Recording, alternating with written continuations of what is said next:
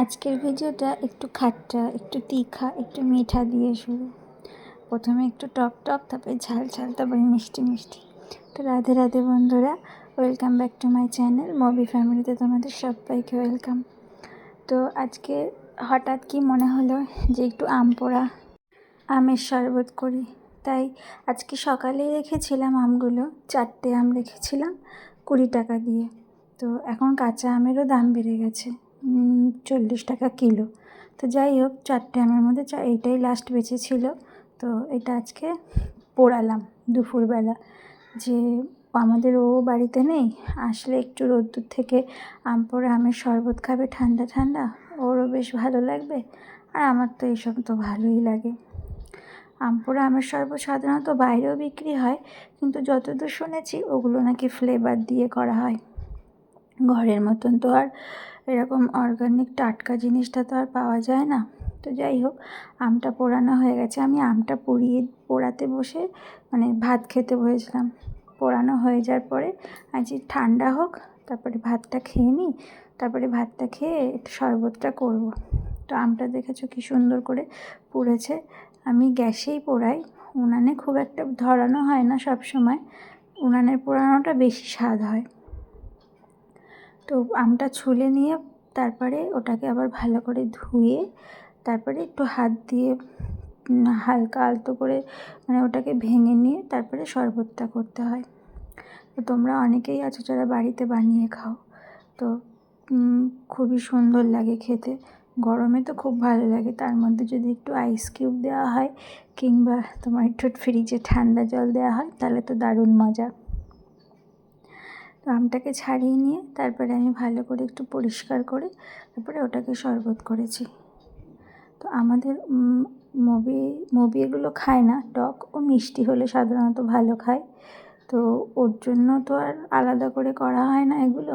ও যদি বাড়িতে মিষ্টি ফিষ্টি থাকে তাহলে আলাদা ব্যাপার, কিন্তু ও আর টক জিনিসটা পছন্দ করে না।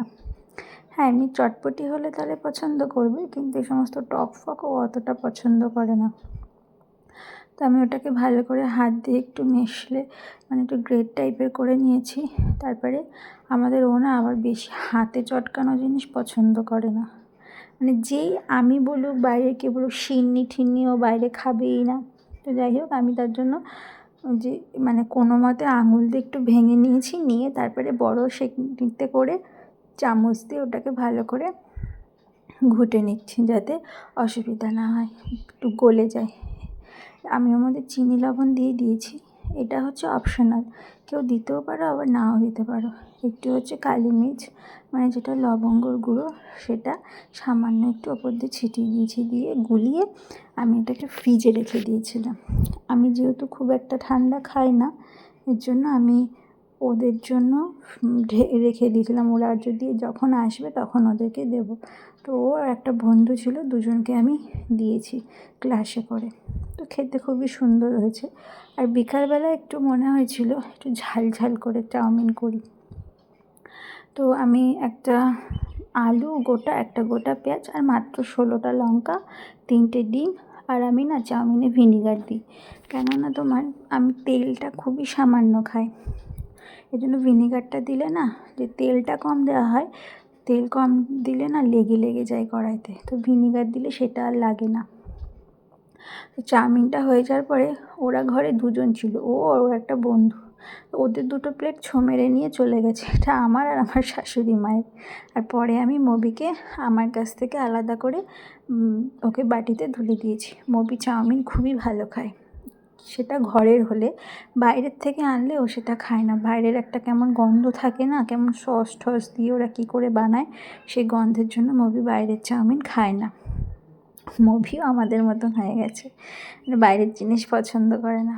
তো আমার কাছ থেকে একটু দিয়েছি, তারপরে পরে আবার ওদের কাছ থেকেও নিয়ে গিয়ে খেয়েছে। ও ছিল আর ওর ঘরে আর একটা বন্ধু ছিল। আর মাকে আমি আলাদা করে দিয়েছি, মার কাছ থেকে খুব একটা নেয় না, মবি খায়ও না অতটা। তো ঝাল ঝাল করে বেশ চাউমিনটা ভালোই হয়েছিল, তেল কম দিয়ে। তো যাই হোক, স্বাদ করে খেয়েছিলাম। খাওয়ার পরে তো কত সমস্যা, সেজন্য রাত্রিবেলার ভাত জোটেনি চাউমিন খাওয়ার জন্য। রাতটা চিড়ে আর চিনি একটু আর সাথে একটা কলা, এই দিয়েই রাতটা কাটাতে হয়েছে। চাউমিন খেয়েছিলাম বলে একটু গ্যাস হয়ে গেছিলো, এর জন্য আর রাতে ভাত জোটেনি না, আমি ইচ্ছা করেই খাইনি, এই খেয়েই রাতটা কাটিয়েছি।